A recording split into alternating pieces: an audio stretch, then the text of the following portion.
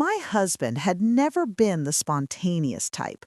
Every decision he made was measured, deliberate, and meticulously planned. That's why when he told me one evening that he had arranged a trip for me, I hesitated. "You need a break," he said calmly, his voice softer than usual. "Just a short trip, 3 days, somewhere quiet, somewhere you can breathe." I laughed at first, thinking he was joking. I hadn't complained about work, about stress, or anything in our daily life. I had no reason to need a break. And yet he smiled as though he had anticipated my reaction. That smile, once comforting, now carried something I couldn't identify, a weight I couldn't ignore. "I've already booked everything," he continued. "Flight, hotel, transportation. You just need to pack."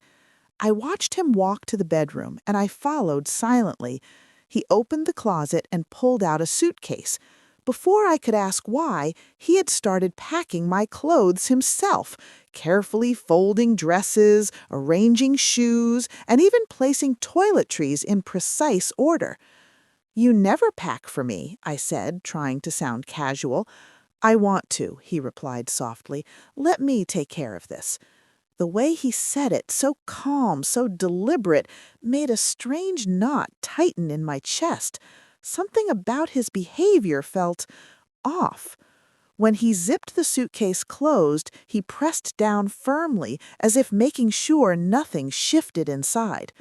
"Don't open it until you get there," he said. "I packed a surprise for you." A surprise? From him? I forced a smile, though my mind churned uneasily. He hated surprises, and yet here he was insisting on secrecy. That night he held me close, unusually so. His arm around my waist felt heavier than usual, almost possessive. When I asked if something was wrong, he kissed my forehead and whispered, "Just trust me." The next morning he drove me to the airport. He carried the suitcase, checked it in personally, and watched intently as it disappeared onto the conveyor belt. At the gate, he hugged me longer than usual. "Text me when you land, and remember, don't open the bag until you're alone." As I walked away, I turned back once more. He was still standing there, watching me, not smiling. And for the first time, I felt that something about this trip wasn't ordinary. Something about this trip was dangerous. The plane lifted smoothly, and for a moment I tried to relax.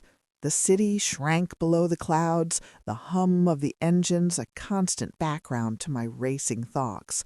But no matter how hard I tried, my mind wouldn't quiet. "Don't open the bag until you're alone." His words echoed in my head like a warning I couldn't ignore. I told myself I was overthinking. My husband had always been controlling, yes, but never dangerous.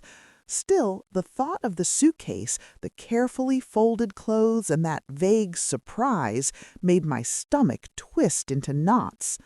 I tried to distract myself.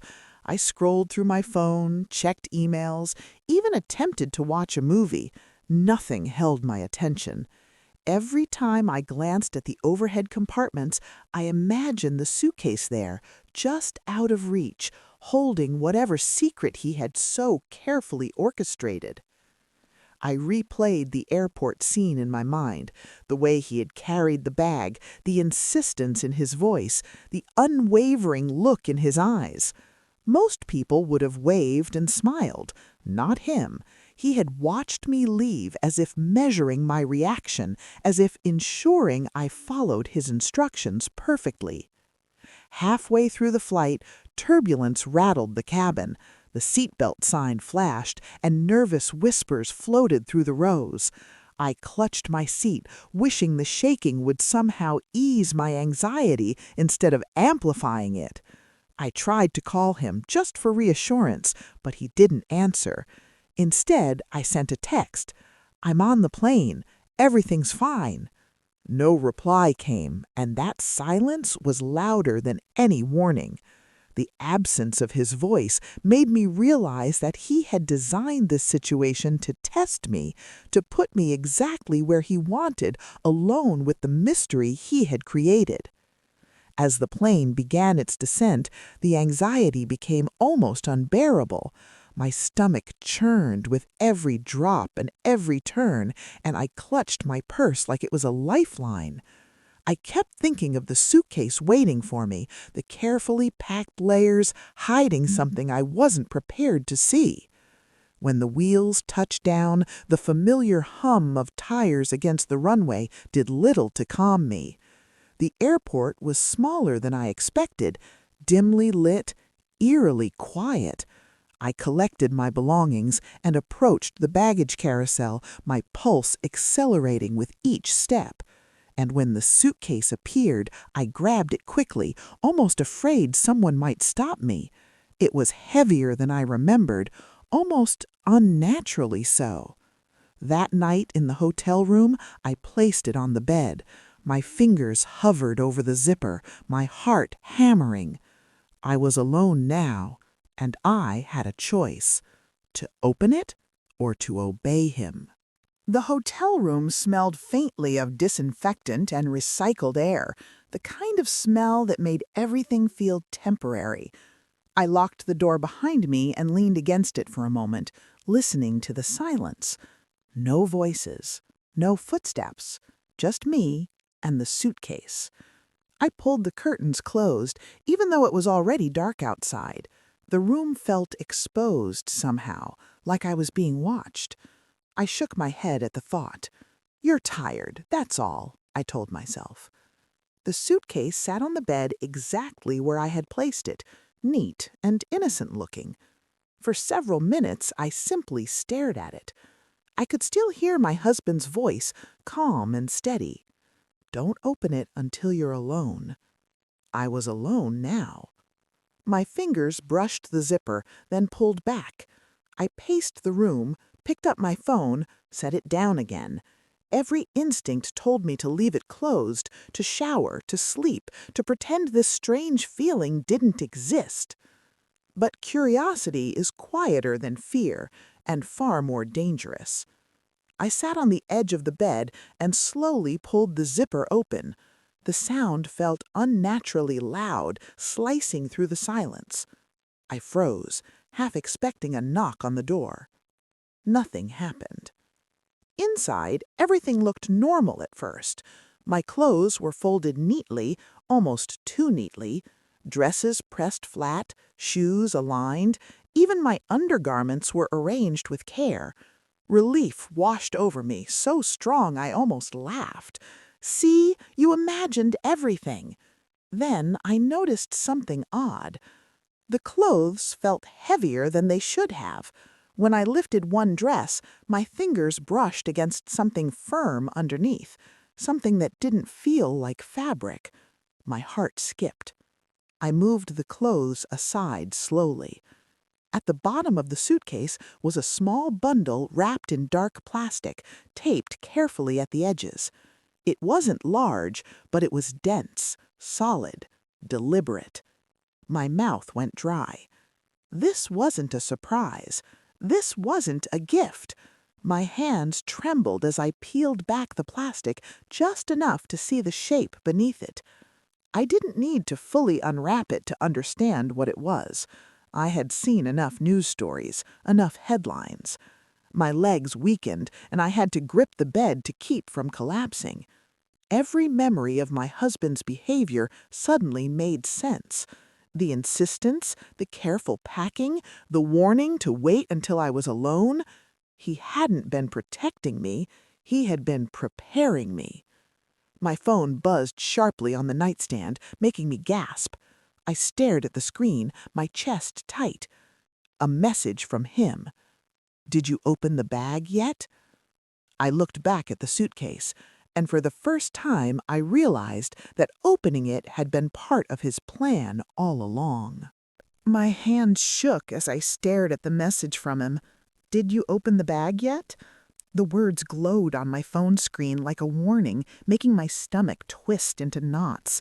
I wanted to throw the phone across the room, scream, run, but a strange part of me wanted to answer. I didn't. Instead, I sat on the edge of the bed trying to steady my breathing. My mind was spinning. Why would he insist on this secrecy? Why the warning, the careful packing, the insistence that I not touch it until I was alone? My fingers hovered over the suitcase again. I wanted to bury it, to hide it under the bed, to pretend this never happened. But the memory of the object's solid, deliberate weight beneath the clothes kept me rooted in place. I had seen it, I had felt it, and now it was impossible to ignore. Another buzz, another message. Answer me. I didn't.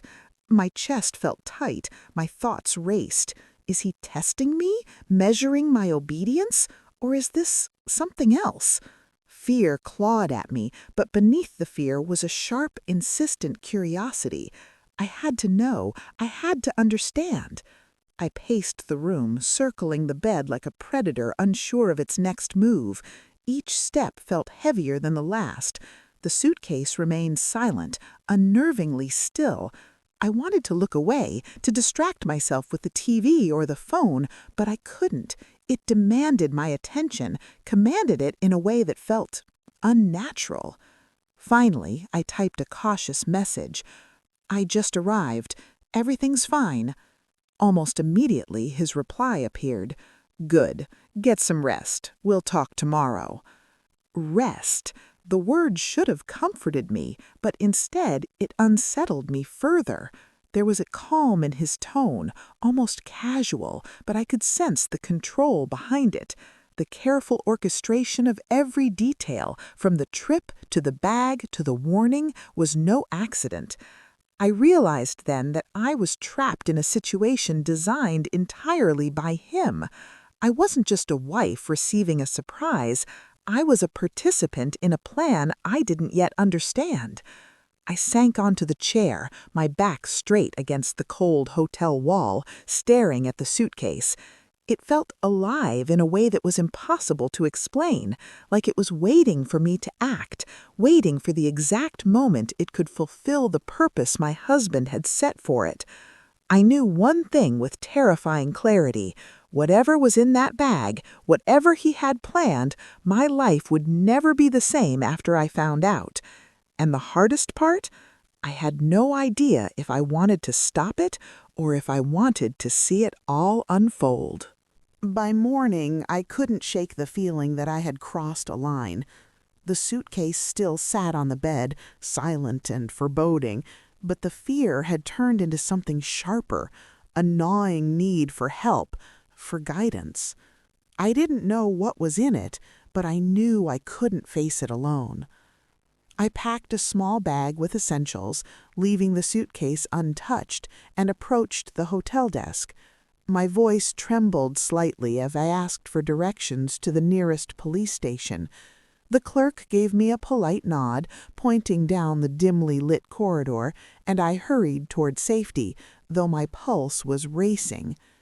The station felt cold and intimidating, but the moment I stepped inside, a strange sense of relief washed over me. Someone was here to help. Someone could tell me what to do next. I approached the front desk, trying to steady my shaking hands. "I need help," I said softly. "There's something in my luggage that shouldn't be there." The officer's eyes flicked to me with immediate seriousness. He didn't ask questions, he simply gestured for me to sit. I repeated everything: the trip, my husband's careful packing, his insistence I not open the suitcase, the messages he had sent. His expression darkened with every word. After a brief, quiet conversation with a colleague, he turned to me. "We're going to need to see the bag," he said. My stomach twisted. I hadn't expected them to act so quickly. The thought of my husband's eyes, watching, measuring, flashed in my mind, and a shiver ran down my spine. 2 officers accompanied me back to the hotel. The walk felt unreal, like I was moving through someone else's life. The city outside seemed ordinary, peaceful, unaware of the tension that gripped me. Back in the hotel room, they carefully moved the suitcase to the center of the room. One officer opened it slowly, his hands gloved, precise. I couldn't look directly, my pulse rattled in my ears. There was a long pause. One of the officers exhaled slowly. "Step outside," he said firmly. My knees nearly buckled. Step outside? But I obeyed, pressing my back to the wall in the hallway. My mind spun. What could be in there that requires this level of caution? Moments later, the officer returned and motioned for me to look. I did, reluctantly. And what I saw made my heart drop and my stomach twist in a way I would never forget. I realized then that the trip, the bag, and my husband's careful instructions had never been about a gift, a surprise, or even trust. They had been a test, and I had no idea how high the stakes really were. I stepped back into the hotel room, my pulse hammering so hard I thought the officers could hear it. The suitcase lay open on the bed, innocuous and terrifying all at once. My hands trembled, my stomach knotted, every instinct screamed at me to look away, but I couldn't. The officer nodded toward the suitcase. "Ma'am, it's important you see this," he said quietly. His calm tone only made my nerves tighten further. I edged closer. The neatly folded clothes looked harmless, almost comforting, but beneath them I saw the dark outline of something tightly wrapped, something heavy, something deliberate. I froze. My mind raced through possibilities, none of which were reassuring. He had insisted on secrecy. He had carefully packed the bag himself. He had told me not to open it until I was alone. All the pieces were falling into place. This was no ordinary surprise. The officer motioned for me to stay back slightly while he gently shifted the items around. My hands hovered over the edge of the bed as if proximity alone could make me complicit in what I was about to see. My phone vibrated and I jumped. Another message from him. "Did you open it yet?" I stared at the screen, my heart racing. My husband, calm, precise, controlling, and now knowing I was exactly where he wanted me, watching me react. I turned back to the suitcase. The object beneath the plastic wrappings was small but dense, rigid under my fingers. I wanted to run, scream, hide, but I couldn't.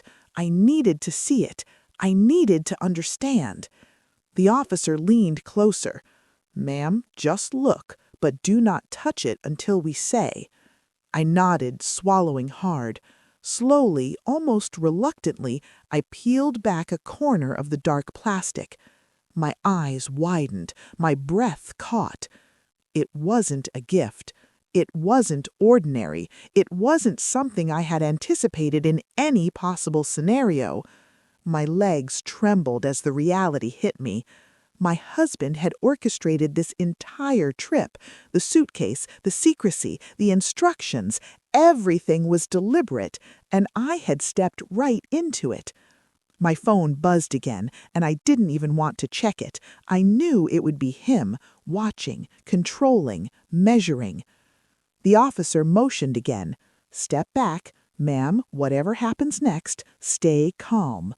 I stepped away, my hands pressed to my chest, my mind raced, and in that moment I realized with a jolt that the suitcase, the trip, and my husband's careful planning weren't about a surprise. They were about testing me in ways I couldn't yet understand. I had no idea how far his plan reached, or what it would demand of me. My hands were still trembling when the officer motioned me to sit on the edge of the bed. The suitcase sat between us, dark and heavy, almost as if it were alive. I could feel its weight pressing down on my chest. Every instinct screamed at me to step back, to run, to forget I had ever seen it. But something deeper, Something more dangerous rooted me in place. The officer's voice was calm, but there was an edge of gravity I couldn't ignore. "Ma'am, whatever is in that suitcase, you are now involved. You can't go back. And whatever your husband planned, it's already set in motion." I swallowed hard, trying to process his words. Involved? Set in motion? My mind raced through every detail, every careful instruction, every whispered warning, every message he had sent. Nothing about this trip, nothing about the suitcase was ordinary.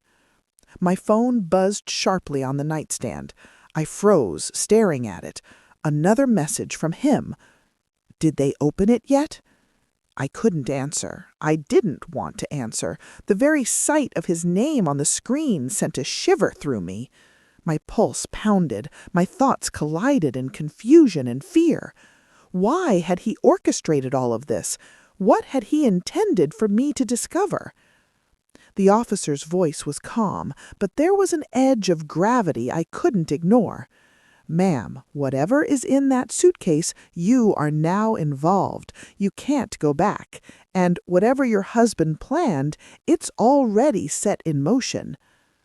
The words hit me like a punch. I felt my chest tighten, my stomach drop. My husband had been controlling, yes, but this was something different, deliberate, calculated, terrifying. Another buzz, another message. "Good. You're following instructions. Don't let curiosity ruin this." Curiosity. That word sank deep. It was exactly what had driven me to the suitcase in the first place, and now it felt like a trap. I realized that every choice I had made up to this moment, every step, every glance, every decision was part of a plan I didn't fully understand. I looked back at the suitcase. The dark plastic bundle beneath the neatly folded clothes seemed almost to pulse, waiting for me to act, waiting for me to make a mistake. The officer stepped back and gave me a sharp nod. "Whatever happens next, stay calm. One wrong move could change everything." I pressed my face, my knees weak, and for the first time I understood with terrifying clarity. The suitcase, the trip, and my husband's meticulous planning weren't about a gift. They were a test, and I had no idea if I was prepared to pass it. I could feel my hands shaking even as I sat in the hotel chair staring at the suitcase. The dark object beneath the neatly folded clothes seemed almost to hum with an invisible energy. Every instinct screamed at me to step back, to run, to ignore it, but I was rooted to the spot. My phone buzzed again. Another message from him. "Do not move. Do not speak. Wait for my instructions." Wait. The word reverberated in my mind like a warning bell. Wait for what? For him? For consequences? For the nightmare I was now trapped inside to fully reveal itself? The officers glanced at each other, their expressions unreadable. One of them spoke softly, leaning close. "Ma'am, your husband's planning goes beyond what you've experienced. This isn't just about control, it's about testing your judgment. One wrong move and things could spiral." I swallowed hard. Judging him? Obeying him? I felt my pulse hammering in my temples. I had always trusted him, always believed he acted in my best interest. But now, every memory of his insistence, his careful packing, his warnings seemed like a chain wrapping around me, binding me to a plan I didn't understand. Another buzz, another message. "Good. You're following instructions. Remember, curiosity can be dangerous." Curiosity. That word struck me deep.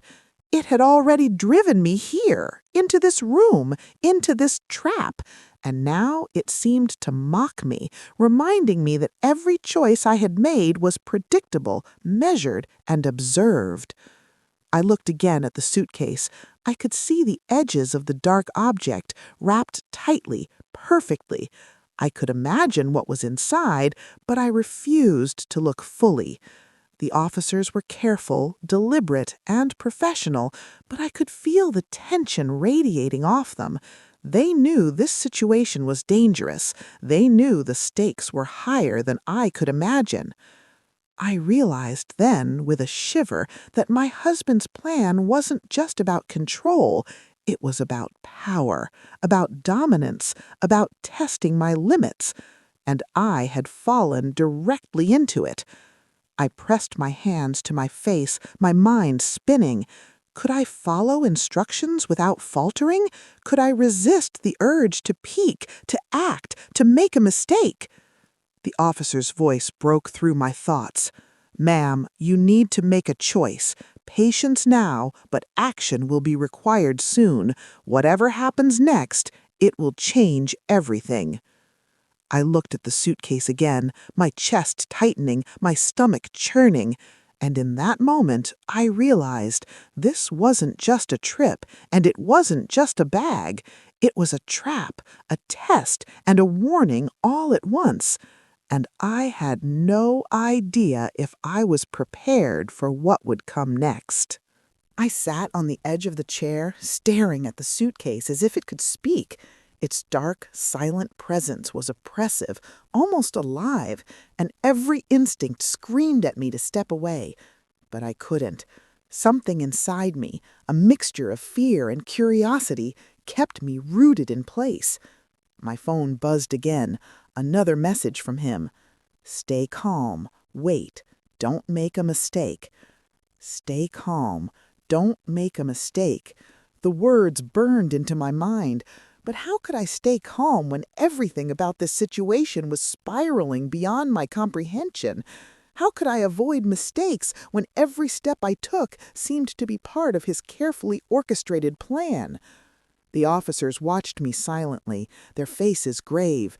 They had prepared for dangerous situations before, but the tension in the room was different. This wasn't a robbery, a crime scene, or a random threat. This was personal. This was controlled, calculated, and I was at the center of it. I glanced again at the suitcase. The neatly folded clothes seemed innocent enough, but I knew better. Beneath them, the dark bundle waited, heavy, tightly wrapped, purposeful. I didn't want to look fully, yet I couldn't stop myself. My mind raced with what it could be. Could it be something dangerous? Something criminal? Something that would shatter my life in seconds? The officers gave me a subtle nod. One of them leaned closer. "Ma'am, your husband's instructions weren't just to control you. They're a test, a measurement of your reaction, your patience, your judgment.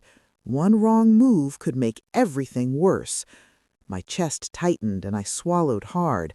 Every memory of his careful planning, every warning, every insistence suddenly made sense. The trip, the messages, the secrecy. He hadn't been considerate. He had been measuring me, watching me, controlling the pace, ensuring I would react exactly as he anticipated. Another buzz, another message from him. "Good, you're learning. Don't let curiosity ruin this." Curiosity. That one word made my blood run cold. I realized then that it had already driven me here, to this room, to this exact moment. Every choice I had made had been anticipated, every reaction he had designed. I pressed my hands to my face, trying to calm the panic rising in my chest. But even as I did, I knew it wasn't just about obedience. It was about power. My husband had created a situation where he held every card, and I was forced to wait, vulnerable, unsure, and utterly exposed. The officers exchanged a look, and one finally said, "The next step will change everything. Be ready." I turned back to the suitcase, my heart racing. The bundle beneath the clothes seemed to pulse, waiting, waiting for me to act. And in that moment, I realized I had no idea if I was ready for what came next. The room felt colder than before. Every shadow seemed sharper, every corner darker, and the suitcase sat silently between us like a waiting predator. My hand trembled as I gripped the edge of the chair, my mind racing. I wanted to scream, to throw the suitcase across the room, to run. But I knew that wouldn't change anything. The officer leaned closer, speaking quietly. "Ma'am, you need to understand something. Your husband isn't just controlling you, he's testing you. Every instruction, every warning, every message, it's all part of a plan, and you've just become a part of it." I swallowed hard, my throat dry. Testing me? Part of his plan? My pulse pounded in my ears as I thought back to every carefully orchestrated detail: the trip, the hotel, the meticulously packed suitcase, the repeated messages urging me to wait. Everything had been deliberate. My phone buzzed again, another message from him. "Do not touch the bag. Follow instructions exactly. Curiosity will make it dangerous." Curiosity. That single word seemed to mock me. I realized he had known I would be tempted to open the suitcase, that I would be drawn to it like a moth to a flame. And now I was trapped, watching, waiting, and powerless to act until he allowed it. The officers motioned me to remain seated while they moved the suitcase slightly to examine its contents. The plastic wrapping glinted under the harsh light, and I could see the edges of the dark bundle beneath. Its form was deliberate, rigid, and unnervingly precise. I felt a cold sweat break across my back. The thought that this could be dangerous or worse was impossible to ignore. The officers' cautious movements only heightened my anxiety. They weren't just being professional, they were being careful because they knew how fragile this situation was. Another buzz. I didn't want to check it, but my curiosity won. "You're doing well. Stay calm. Everything depends on your patience." Patience. I realized that was the key. This entire trip, every step, every warning, every moment of anxiety, it had been designed to measure how I would respond, to see if I would act impulsively, to see if I would falter. I pressed my face to my hands, trying to steady myself. My chest tightened, my mind spun with fear and frustration. I had trusted him, believed in him, loved him. And now every action I had taken had been anticipated and calculated. The officer glanced at me. "The next step will require courage, ma'am. But whatever you do, stay calm and follow instructions. One mistake could change everything." I looked at the suitcase again. Beneath the neatly folded clothes, the dark bundle waited silently, and I knew with a sinking certainty nothing would ever be the same once I took the next step. I sat frozen on the edge of the chair, my hands clasped tightly in my lap. The suitcase lay between us, silent, dark, and impossibly heavy with its hidden secret. My mind spun in endless circles. Every warning, every instruction, every carefully orchestrated message from my husband replayed in my head. "Do not touch the bag. Wait. Patience." Each word felt like a weight pressing down on me. My heart hammered so loudly I was sure the officers could hear it. I wanted to run, to scream, to demand answers, but I couldn't. Every instinct told me that moving too quickly would be dangerous, and I had no idea what kind of danger awaited. The officers spoke quietly among themselves, glancing at me with a mixture of concern and caution. They had clearly seen enough in their careers to know when a situation was more than it appeared. Their careful, deliberate movements only heightened my anxiety. Whatever was hidden beneath the neatly folded clothes was clearly serious, and I was trapped in the center of it. My phone buzzed sharply and I flinched. Another message from him. Are you following instructions? Do not falter. I stared at it, my hands shaking. Following instructions. That was all I could do. Obedience seemed like my only shield against whatever my husband had set in motion.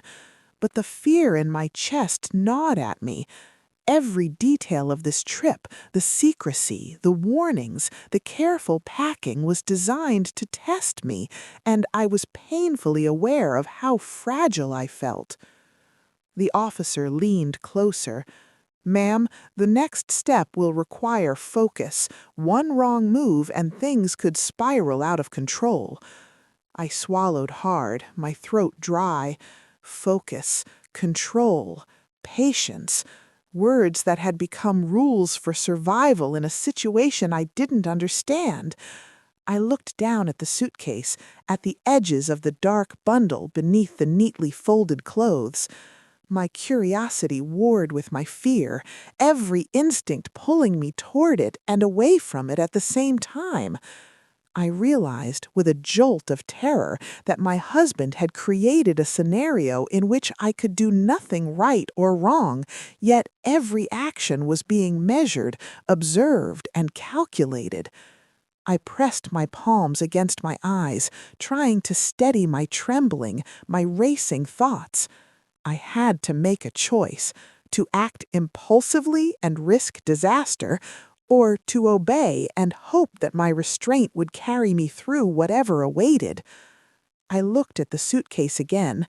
The dark bundle beneath the clothes seemed to pulse silently, as if it could sense my hesitation, as if it could sense my fear.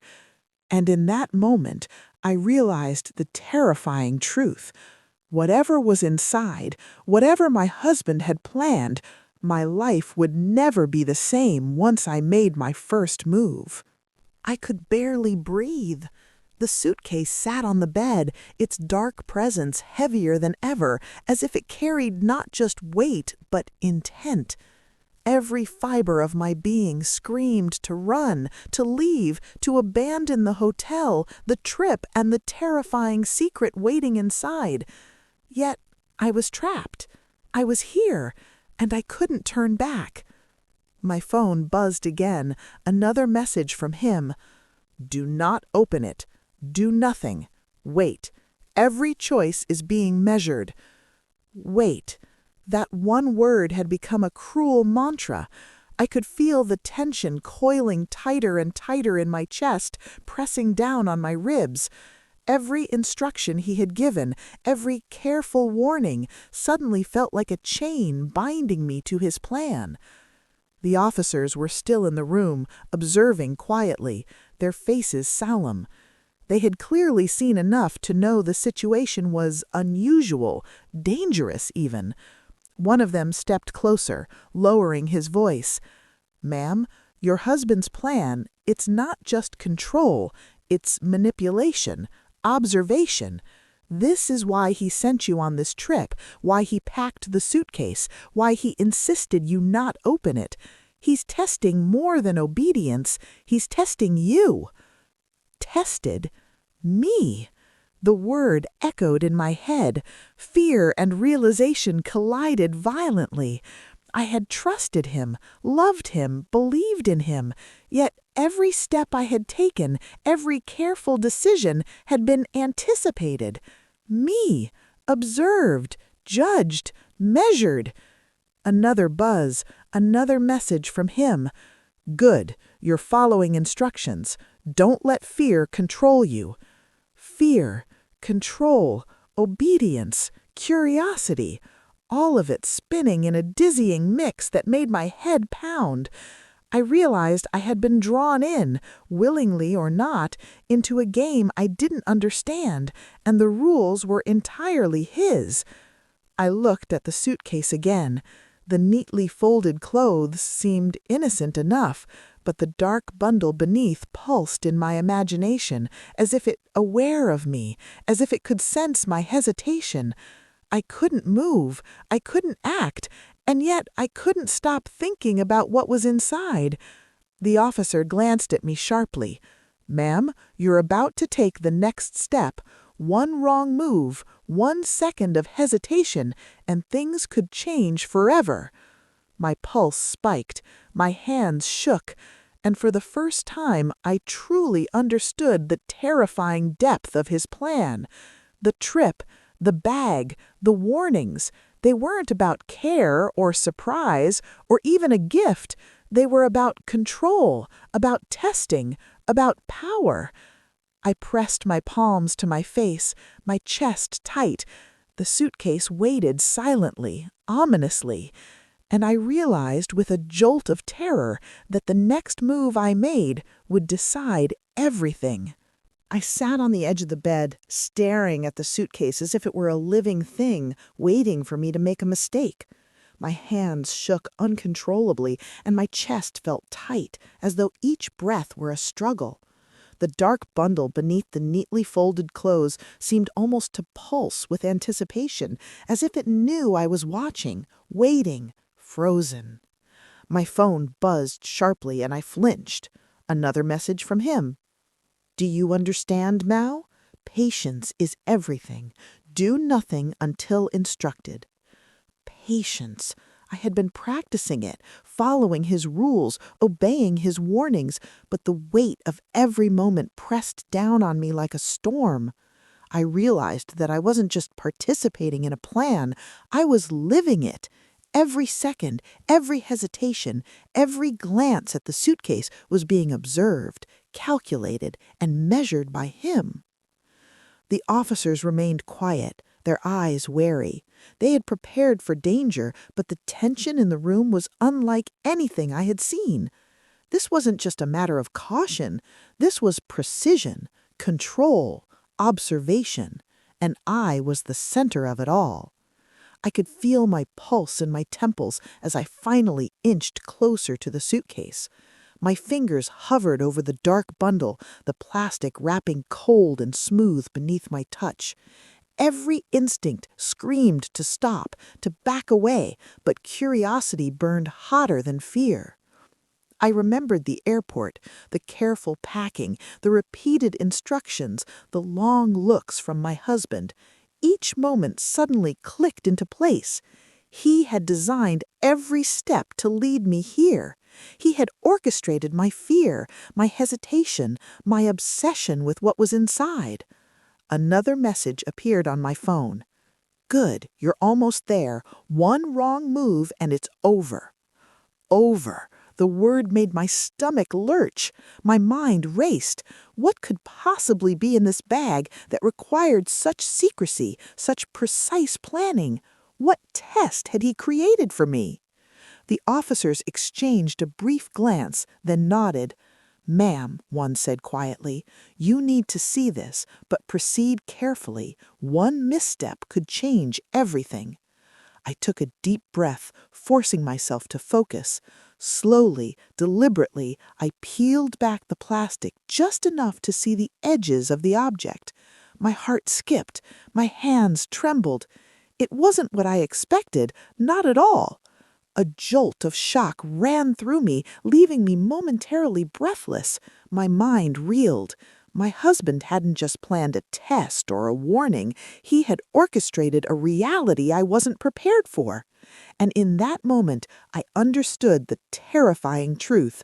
The suitcase, the trip, the warnings, they weren't about surprise or trust or care. They were about everything he wanted to see in me and how far I would go. I sank onto the edge of the bed, my hands pressed to my face, trying to steady the storm raging in my chest. The suitcase lay open before me, its dark bundle partially exposed, cold and rigid beneath the neatly folded clothes. My mind reeled, spinning between fear, anger, and a gnawing, irresistible curiosity. Every message from him echoed like a taunt. Do not touch it. Wait. Patience is everything. Patience, obedience, control. Each word weighed on me like a chain, and I realized that every moment I had spent on this trip had been orchestrated to bring me to this exact point. He hadn't sent me away for a simple surprise. He had sent me away to test me, measure me, see how far I would go when confronted with the unknown. The officers remained calm but vigilant, their eyes never leaving the suitcase. They understood the danger without needing explanation. One leaned closer and whispered, "Ma'am, the choice you make now will determine everything. One mistake, one impulse, and you may not be able to undo it." My heart pounded in my ears as I swallowed hard. The truth hit me like a tidal wave. I was no longer just a wife on a trip. I was a participant in a game I hadn't agreed to, a test designed by someone I loved, someone I had trusted completely.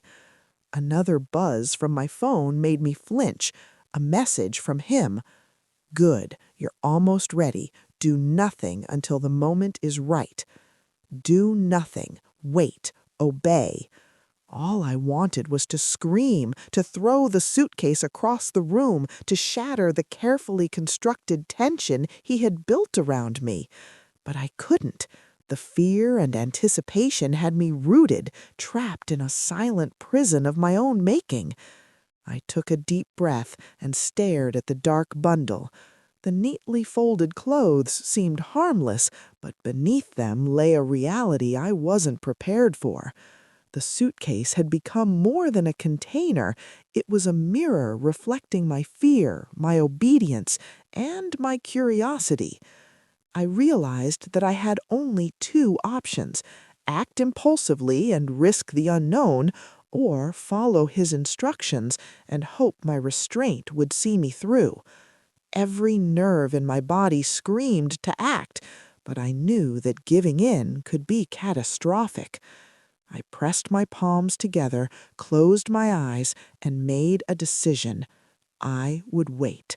I would follow his plan. I would do exactly as he instructed, because I understood, finally, that this wasn't just about the suitcase. It was about me. And the moment I made that choice, I felt the full weight of the truth settle in. The next step would change everything. The room was unbearably quiet. No buzzing phone, no new instructions, just the steady hum of the air conditioner and the weight of everything that had led me here. The suitcase remained open on the bed, its contents no longer a mystery, but not fully explained either. The officers stood back now, giving me space. They had done all they could. Whatever this situation had become, it was no longer just about procedure or safety. It was about understanding. My phone finally buzzed. A single message from my husband. "Now you understand." I stared at the words for a long time. My hands no longer shook. The fear that had once ruled me had settled into something colder. Clarity. He hadn't sent me on this trip to protect me. He hadn't packed the bag out of love, and he hadn't warned me because he cared. He had done it to see who I was when stripped of comfort, certainty, and trust. The suitcase wasn't the real test. I was. I thought back to every moment, how easily I obeyed, how curiosity pulled me forward, how fear kept me silent, how quickly I handed over my judgment to someone I loved simply because I trusted him. The realization burned deeper than fear ever had. One of the officers spoke gently. "You did the right thing by coming to us." I nodded, but my mind was already elsewhere, somewhere between anger and acceptance, somewhere between grief and strength. My husband believed control equaled power, that if he pushed me far enough, scared me enough, I would either break or prove myself worthy of whatever twisted standard he had set. But what he didn't expect was that I would see him clearly. I typed my final message. You tested me, and now I see you. There was no reply. For the first time since this trip began, I felt something loosen inside my chest. The silence no longer felt threatening. It felt freeing. I closed the suitcase slowly, deliberately, not because I was obeying him, but because I was choosing myself. I wasn't afraid of what was inside anymore. I was afraid of the life I would have returned to if I hadn't opened it. This trip had taken more from me than peace and trust, but it gave me something far more powerful: awareness. When I walked out of that hotel room, I wasn't the same woman who had boarded that plane. I wasn't obedient. I wasn't curious. I wasn't controlled. I was awake. And some truths, once seen, can never be packed away again. Can you imagine being in her shoes? What would you have done if it were your suitcase? Let me know in the comments where you're watching from. I want to hear your thoughts. And if you enjoyed this story, don't forget to like, share, and subscribe so you don't miss the next thrilling chapter.